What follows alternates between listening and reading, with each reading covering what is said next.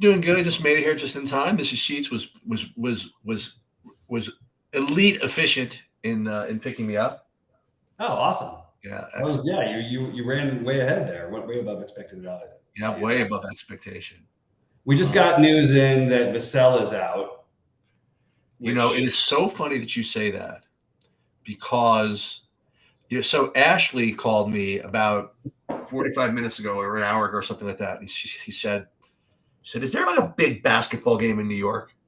And I'm like, I actually don't, not sure. Let me check. So I check my slate. I'm like, yeah, I said the Knicks are playing. He's like, yeah, I'm outside this hotel, and there's all these like boys, she says like all these boys, with their dads, and they're like yelling, Devin, Devin, Devin, right?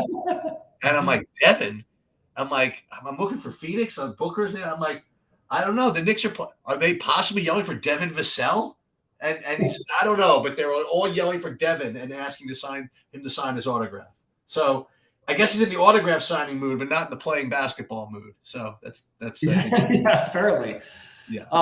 It's going to be interesting to see what that does. Like, I think that makes Sohan and Keldon Johnson and Trey Jones more in play, but like, I don't think you necessarily need to prioritize those guys. It might make some sense to, because I'm guessing, like me, most of you guys are going to be playing Jalen Brunson in a lot of lineups today. It's really hard for me to argue with the fade outside of the blowout. So that's kind of a big thing there. Well, kind of not a big thing. It's kind of a thing if you wanted to get exposure to that game, which other than Brunson and maybe some Quickly, I don't think you need to. But it's, it does make Keldon Johnson somewhat appealing. I was just so proud of myself that I thought I was caught up. I didn't even realize that Devin Vassell. I was so proud of It myself. literally just happened. I was so proud of myself that I knew Embiid was out. I was so excited. I'm like, oh my God, we can talk about this. Embiid is out. I updated projections, and I got like Paul Reed to talk about, and all this stuff, and now I got to deal with another update. Okay, that's all right. Just that's it. I'm telling NBA no more updates. That's it. I'm telling them nobody else will be rolled out past 6:05. Seriously, but the fact is, we're probably going to have more that we don't even know about yet. The one that no one's mentioning, well, I guess they're mentioning it, but I mean, I actually think Giannis, I mean, they're expecting him to play right now. If he doesn't, the whole slate just goes up in flames. Like, you get all the value you want. You could do whatever. You could run a million of these different scenarios, but I actually think that, it's not like he's even like questionable. It's just a weird back-to-back after scoring 50, whatever. But Giannis is also a really competitive guy, and with everything that everybody else is doing, I feel like he's sort of trying to keep his mark on the MVP as well. I mean, he's been unbelievable, and it's sort of been overshadowed. He's put up, he has 81 fantasy points in 3 games or more in 3 games in a row. Hard not to say Giannis is a great play, but I did make a list of all the sort of the priorities of the slate sheets, if you don't mind if I run through those. Go for it. So, and again, these are not all, this is no order at all. First of all, the 4.4 to 4.8 forwards on DraftKings. All of these guys stand out to me as being really, really solid plays. You have Vassell, Jaden McDaniels, Harrison Barnes is fine. Trey Murphy's a good play, I think.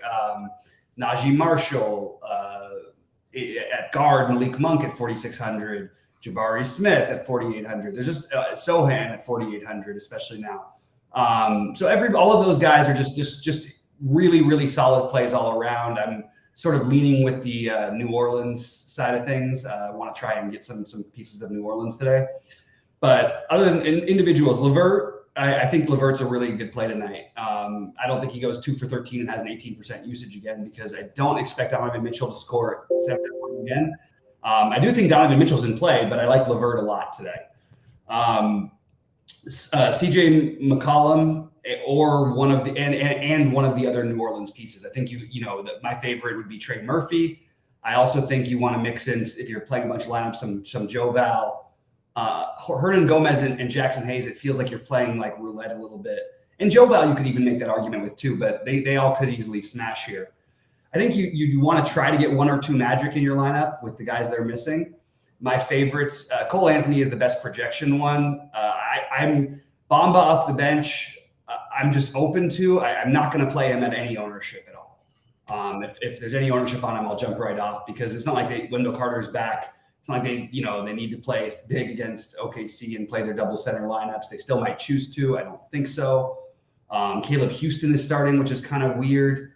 But I like the idea of getting the Magic with Banchero, Wendell Carter, then Cole Anthony in as my preferences. Steven Adams, Jaden McDaniels. I said LeVert, but I think you could play Mitchell also. I think it's LeVert or Mitchell. Isaiah Stewart or Jalen Duran from Detroit. From Philly, I think you want to get one of the guards, whether they're gonna let Maxey free apparently tonight. So either Maxey, Melton, or Harden, with Harden being the priority. And then you get into the what are we going to do with the center thing. We need the starting lineup to decide that. What I would say is I'd feel better if Paul Reed starts playing him than I would Harrell, but I will definitely play some Harrell if he starts. And I probably will throw some Harrell in even if he doesn't start. But most likely it's going to be Paul Reed if he starts. So that's sort of my quick rundown of the guys I'm playing. And then Giannis.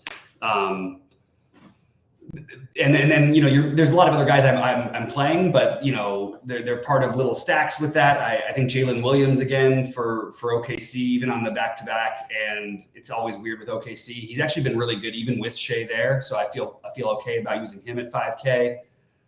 He goes in that 4,400. I should have said 4,400 to 5K because he's in there too. Guys like John Collins, Sabonis, less attractive on a back-to-back, but I do like him. But those are my main plays, the guys I went through right there, and I'm just sort of building out lineups with those guys in mind. Steven Adams being one of the easiest, most obvious plays in the slate will be in like 60 or 70% of my lineups on DraftKings. Well, let me ask you this: is he going to be in 60 to 70% of your lineups on DraftKings if Paul Reed is starting at 3K? Probably still. Okay. It's up in the air. That's a good question. I'm not sure that they do start Paul Reed. By the way, I'm just saying, Yeah, I'm sort of struggling with that one, I guess, to answer the question. And the thing about Giannis on a back-to-back, no. If there's anybody I don't worry about on a back-to-back, it's Giannis. But, I mean, also, who else is going to do anything for them? It is a trap to Toronto, and he played 36 minutes last night. They have sat him on a number of back-to-backs this year. So it is a little bit hard to, maybe a little bit harder to that was sort of what I looked through. I didn't see any, I'm trying to think if he's played any back-to-back this season. He played one against Atlanta. He put up 64 in that one, but that was with Holiday there. In a game I think they won really easily. So is that really his only back-to-back that he's played this year? I mean, what are we worried about? That they're going to get blown out? That might be a worry. But do we worry that what's Giannis going to put up here? What's a bad game for him these days? 65 in this match? I honestly think what is his floor if the game is close? It's probably somewhere in the 65 to 70 range if the game is close. How else does it stay close? Without Drew Holiday, Giannis is averaging on the season, I believe, and two of those games were with what's his name with Middleton. I believe he's averaging 75. So if you could find the value, I think that Giannis is a tremendous play. If he gets rested, it doesn't matter anyway, because then you're blowing up every lineup, and every single thing is that value from you're playing at least three guys probably from Milwaukee if he's out. So you're just kind of speculating that he might sit. It's just a speculation because he's only played the one back-to-back this season. But if he plays, I have nothing. I have no reason not to play him. Yeah, so let me talk about a couple of guys. Now, again, these are the guys that I was looking at before Embiid was ruled out.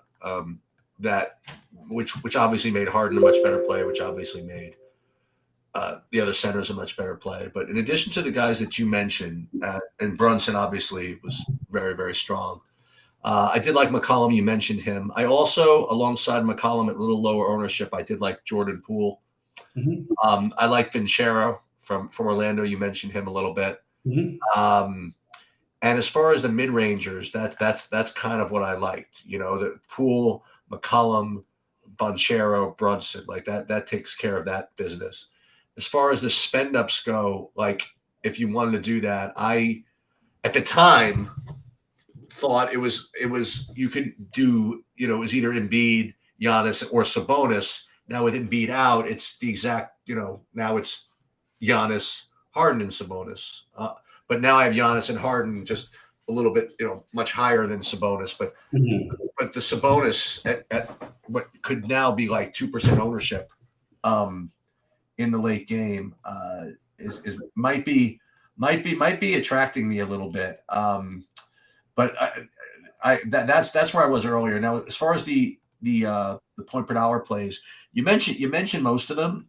I wanted to bring up. I mean, remember with LeBron out, we got to talk about this a little bit more. Schroeder at 4,900, I thought looked pretty good. Austin Reeves at 4,300 looked pretty good. I think aside from that, I think you handle most of the of the spend downs. Yeah. I'm very concerned about this Laker thing because I'm having a very hard time deciphering it, which is not usually how I feel with the Lakers. Look, somebody's going to have to put up some fantasy points in this game, but it may end up being Max Christie and Kendrick Nunn.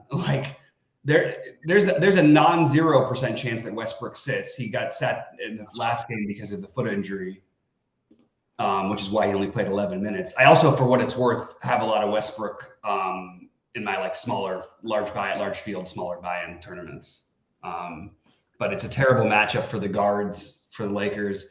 Everybody's supposedly playing for Miami. I'm really not sure who to circle in on. I think Troy Brown is going to play minutes if the game is close, especially assuming that he starts. And I think that on FanDuel, he makes some sense because his skill set, because he has the steal upside. Austin Reeves and Patrick Beverly and Schroeder. I think Schroeder is probably the most obvious one, I guess, but it doesn't feel like just an automatic slam dunk play to me. And that's what I'm a little bit concerned with this matchup, is that who is it going to be? How can they possibly get other shots off? And will a guy like Kendrick Nunn end up taking up enough usage to where the other guys become a little bit irrelevant? It's very, very difficult for me to assess the Lakers. And Patrick Beverly should be considered in play as well at 4,200. I mean, he's put up over 22 4 games in a row, and those are with LeBron and Walker, with the exception of one. So it's tricky, but talk about a terrible matchup to have when you have these guys out. And, if they were playing Sacramento tonight, I'd be banging on hey, we're playing Westbrook, Schroeder, Beverly, and Austin Reeves or something, what I mean? So, but it's Miami, and Miami's defense is not what it used to be, but it's just, I don't know. It's tough to see them being really competitive here, but then again, it was tough to see OKC being competitive last night, and they not only were competitive, they beat the doors off of Boston. They beat them. They scored 74 points in the first half and 76 in the second half. That's just crazy. But every time, so it does feel like a game where the Lakers are going to be in real trouble. But I don't know. There's still probably going to have to be somebody who gets there, right? And I don't think it's this automatic. We all just assume always Miami is awful on the road. This is a barely above 500 team. It's not like Miami's been this world beater. In fact, their season basically. Hold on a second. For some reason Thomas Bryant out? Thomas Bryant's projected to play. He is. Okay. I'm going to one site that has plug Gabriel with a 24-point projection. That's counting on a blowout. Most likely, and the fact that he could still get minutes anyway. And they probably that whatever that site is probably assuming that Gabriel starts, which hasn't happened, I don't think, this season. Okay. So but those are the large field plays that you're talking about, Wenyen Gabriel and Kendrick Nunn, which is no fun on a giant slate. So it just feels like I'm staying away more than I thought. I did throw Schroeder in just because he's going to at least have an opportunity to get there. And they're going to need to do something. They're playing at home. They're going to try. And just as a Laker fan, it's kind of frustrating because everybody loves to blame Russ, who has the best point plus minus on the team. And yet LeBron, between not playing games and been unbelievable the last couple of games, but for the most part, becoming a 3-point shooter who doesn't initiate much offense, it's kind of a tricky team to how are they supposed to make a playoff push? Anyway, that's a side note. Let's see. Something else we want to stray for just a second. Yeah. I was doing my Survivor pool thing with Brave Jayhawk today, and for the last couple of minutes, we were talking about what we thought the NFL should do with the Buffalo game. And I'm like, listen, I'm not saying what I was saying. I don't want everybody to get canceled, right? So just don't tell me what you think that they should do. Tell them what you think they will do, right? And he came up with something, whatever it is, and it just kind of dawned on me when we were talking this out, what is the best solution? Now, again, and I tweeted this, but obviously it's not completely original, but it just makes way too much sense, at least for me. And that would be just to push the entire thing back like 1 week, meaning that you take that off week between the Super Bowl and the championship game and just push every week back. And next week, give everybody off except for Buffalo and Cincinnati. Have a 1-game Buffalo-Cincinnati Island game, all right? So what ends up happening is, first of all the teams appreciate it, right? Because everybody wants a week off, right? Second of all, nobody likes the week in between the Super Bowl and the championship game anyway. And third, you get Buffalo-Cincinnati by itself. How many people are going to watch that game with all the ceremony and stuff? 4 billion? You know what I mean? Mm-hmm. So I think you don't lose any games. All you lose is stupid Pro Bowl, maybe, if that was going to be in the middle in that off week. So that was what was my suggestion of what maybe even they should do. Because I don't want to say what people should do. Maybe that's what they will do. And then what they also said was that they released something that they said they're so spineless. The NFL said, well, we just want to make an announcement that we haven't made an announcement. Right? Like everything is in play, they said. Oh, great. But they alluded to the COVID rules from a couple of years ago. And one of the things that they highlighted in the COVID rules was that the Super Bowl is not set in stone. It can be moved back. All weeks can be moved back. And I think alluding to that, I think that is what they end up doing. That is my official prediction. I like it. I think that makes a lot of sense. I mean, who could possibly be upset with it? You know what I mean? That's I think the bottom line. Yeah, I hear you. I think it makes a lot of sense. Getting back to the thing, without starting lineups, I went through my priority plays. Guys, feel free to pop in questions. Eric asked about the thoughts on the Vooch against the Nets. I think that's fine. Like, there's a million plays like that are just fine, that I think are fine. Vooch has had some big games against the Nets in the past. I'm totally cool if you want to go ahead and use Vooch. I do think using one of these bulls is not a bad idea. So Vooch at 7,400 on DraftKings especially, I think is interesting. And then Levine or DeRozan, I think you could make a really good case for as well. I have no problem with any of those three guys. I'm just not prioritizing them. What else do we have here?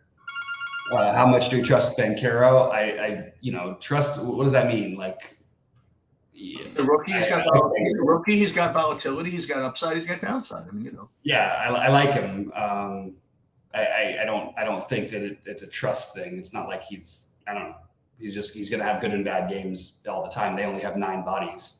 Hopefully that's a good one. Yeah, I think you really you have to try to get 1 or 2 from Orlando in your lineups, even if it's an uncomfortable Caleb Houston, Gary Harris, Terrence Ross play. Like, I don't think I want to play Terrence Ross. I disagree with that. You disagree that I don't want to play Terrence Ross. I disagree that it's not like a play. Like, there's only 9 bodies, So I think that I'm completely suffering from, by the way, admittedly, complete recency bias. I played him when they had 7 guys and he did nothing. So well, they had 8, but I hear what you're saying. No, I mean, certainly these guys are faded. But the point is that, like, in all those games, somebody got there, right? So my point is that you're just, the priorities are Banchero, Carter, Anthony, Bamba, then Fultz, I think, in that order. But I don't think that it's like there's no reason why Gary Harris or Terrence Ross couldn't get there in this game. And I like the idea of, if you want to play 3 of them, to run it back with Shea. Got the night off last night. All these other guys played a bunch of minutes. Why not throw Shea out there? Oh, they put a freaking beating on Boston, by the way. Which one? That's what happens when you don't miss a single shot. What's that? Yeah, if you don't miss, that's what happened. It was pretty amazing. When you don't miss. Yeah. It was a pretty amazing performance. I agree with you. So I want to put Sohan back in here. Yeah, I think Sohan, as usual, not as usual, he's underprojected. I think he's being left out. I think I'm seeing Josh Richardson pop. I'd rather play Sohan. Yeah. You know who I liked as a play earlier, just not so much anymore. Keegan Murray for some reason. Not anymore though. What happened to him? I played him yesterday on the 3-gamer. I think he was 2% owned. It's so funny though. He has a good game and now everybody wants to play him. Like it's or not everybody, but I would not have occurred to me that I've heard Keegan Murray's name on 3 different shows today. Oh, really? I was shocked. I mean, I don't think anybody's actually really going to play him, but I was shocked because we had a 3-game slate yesterday and not one person mentioned right. the whole thing. So that was just kind of funny, I thought. Let me see I just want to see the discrepancy in the. It doesn't matter if he sucks, guys. You're missing the point. They have 9 bodies. So if you don't like him, you better love the other Magic. That actually makes it really easy for you. If you think Terrence Ross isn't going to play minutes or not do anything, then you get to play the other Magic with supreme confidence because it's almost impossible with a 9-man thing in a great matchup that at least 2 of those guys aren't going to get there, and one of them in a major way probably. So this slate is probably going to, at least my approach to it is obviously going to hinge to some degree on what happens with the Philly starting lineup. Yes, absolutely. I don't even know what it's going to do for me. Harrell or neither of those guys need to start. I mean, they probably. That's what I'm saying. Yeah, I mean, you're going up against. So they are starting Jalen Williams for the Thunder tonight, the young Jalen Williams, which, by the way, is probably something we should think about. Everybody complained about him because in 24 minutes, he only had 15 fantasy points the first time when he was chalky. He put up 25 in 16 minutes last night. And if he's starting, I think you can possibly see that uptick to closer to 20 to 22. But I don't think it's an incredible play. I mean, it's just how much different is it than Paul Reed? What do you think of what's his name of Josh Richardson tonight? I didn't think of him, but I guess I should now because of the announcement. I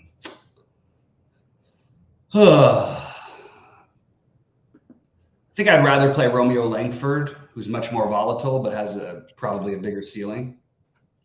Yeah. Romeo Langford, huh? Well, he'll be the starter probably.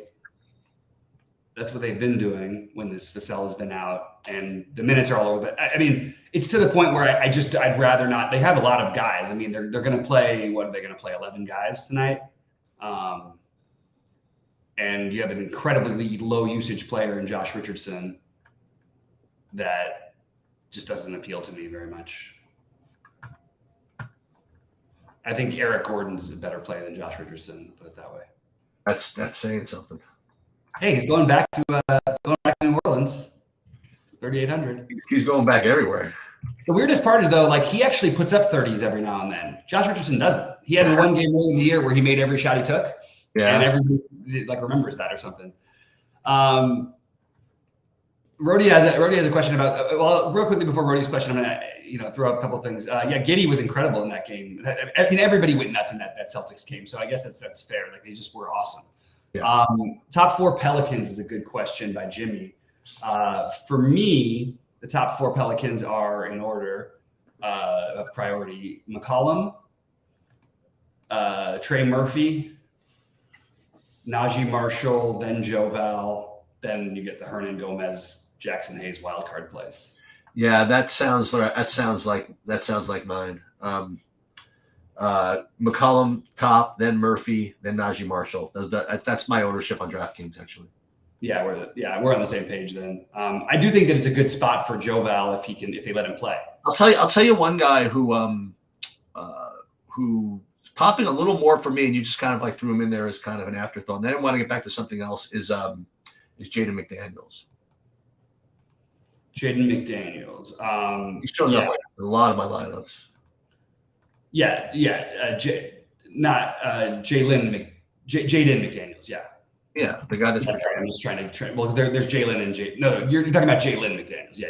Sorry, I'm just making sure I've got the right McDaniels here because they're both playing, obviously.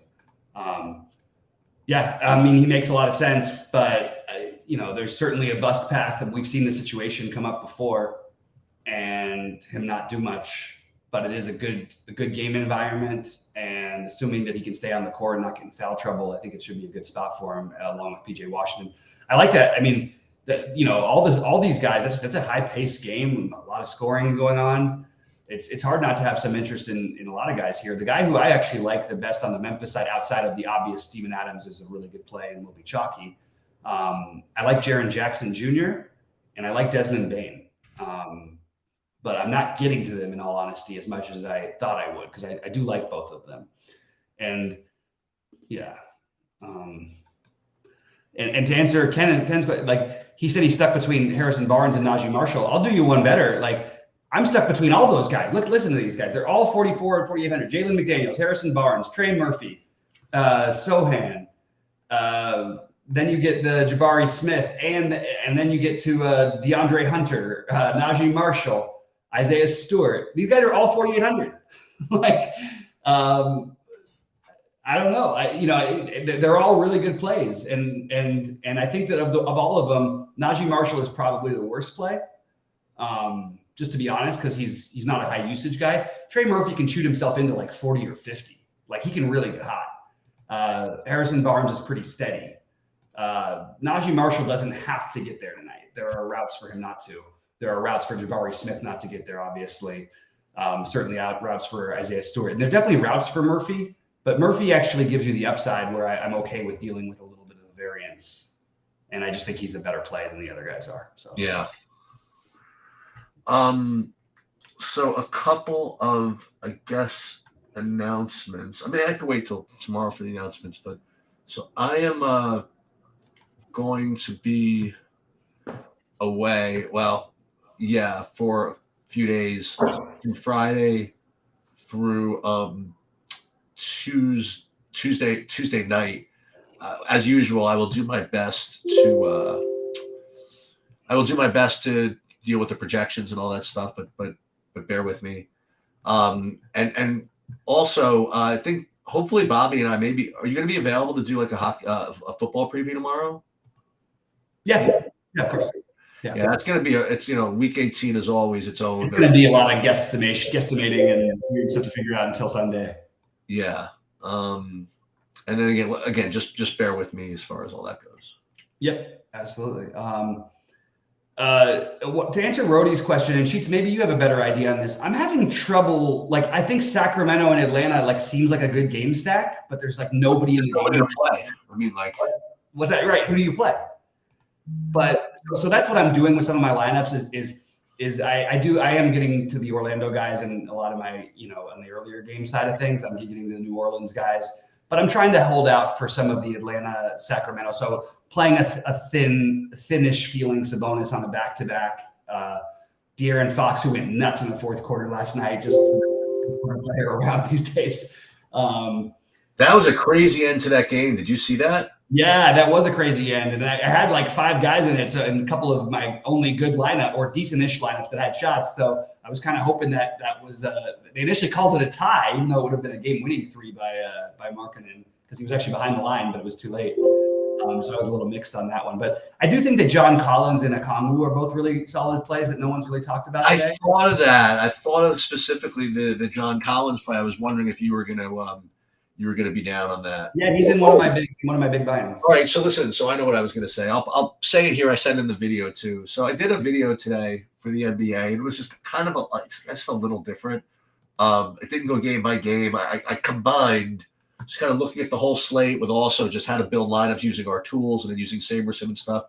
I put it in the Discord. I mean, try to give a little feedback to us, if you wouldn't mind, of what kind of things that you, not so much you like, I guess, but things you learn from the most, whether you like the game by game stuff, whether you like the top down stuff, whether you like the lineup builds. And I know it's a loaded question, right? Because the answer is always, I'd like a little everything. You know what I mean? Obviously we try to do that. I just always, right from the beginning of this project, I was saying to Bobby, I just don't want to just do the same stuff everybody does, especially if it's just stupid, So everybody just, try give a little feedback if you wouldn't mind on on that video that I did today, and just overall, like how you as consumers, consumers in the literal sense, like would like to absorb information, for the purposes of learning and getting better, for all the sports, Yeah, no, I think it's a good idea. Please hit us up with it. Any thoughts you have. What's not going to happen is we're not going to do a ranking top players from each position at early in the morning every day, because it's just pointless by the time the slate goes. You're talking about different game flows and situations and stuff. I just don't think there's a way to have all your point guards ready. It's supposed to be a first look, so we want to do all the things to help make people better, but not like, here's my top 3 point guards, here's my top 3 shooting No, guards. that was my point. My point is what I did was, okay, this is the way you would use this information if the slate locked in a half hour, which it doesn't, right? So I was showing them how to go through and how to find good plays and how to combine them and stuff like that. And I said to them, I'm like, listen, I guarantee you this is not going to be remotely relevant in 4 hours, but at least it's a good exercise, whatever. So hopefully that I was kind of happy that the slate jumped on its head, you know what I mean, to prove my point. And hopefully we just keep teaching people, and hopefully they just keep learning. Mm-hmm. Yep. Phillies lineup, they did insert Tyrese Maxey and Tobias Harris. We knew would be starting, but they are not starting either Reed nor Harrell. Lovely. Which is exactly what I thought would happen. I thought could happen, I should say. And by the way, that is a nerve-wracking click now. Like, if Harrell was starting, Reed wouldn't be such a nerve-wracking click. With Harrell not starting, and Reed is an uncomfortable click, because all 5 of those starters for Philadelphia could play 40 minutes. Like, that's completely on the table. What the hell do you do with Paul Reed now, right? I mean, you don't really play much of him. I think that's the answer. I think you use him for some tournaments, and I think that's what I've got. I don't see him as being like a priority, but there's definitely a path for him. They get up and whatever he gets, whatever he could get. We don't even know he's going to get in the game, right, for more than a couple minutes. But it is. What's weird about the Paul Reed thing? It is kind of weird. No, they're going to have to go big at some point. Who are they? Two legitimate bigs on the other side. So I don't know. Maybe I should think a little bit more about going a little higher on Paul Reed. Your projection is much higher on them. Well, I got to change it now. I mean, without him starting, I never saw him projected to start anywhere, but I did see Harrell projected to start.